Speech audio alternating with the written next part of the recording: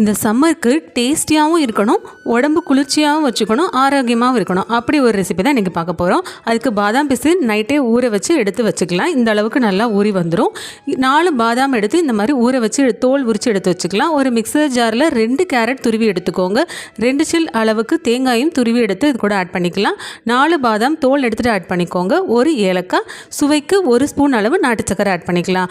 1 tumbler மட்டும் வாட்டரை add பண்ணி மிக்சரில் அடித்து எடுத்துக்கலாம்.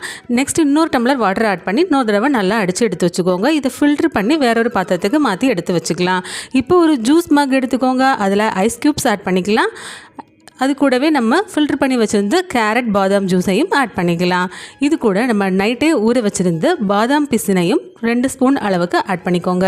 பாதாம் பிசின் ஆட் பண்ணுறதுனால நம்ம பாடி ரொம்பவுமே கூலாக இருக்கும். இந்த சம்மருக்கு நம்ம பாடியை கூலாக வச்சுக்கிறதுக்கு இந்த ஹெல்த் ட்ரிங்க் ரொம்பவுமே யூஸ்ஃபுல்லாக இருக்கும். நீங்களும் வீட்டில் இதே போலவே ட்ரை பண்ணி பாருங்கள்.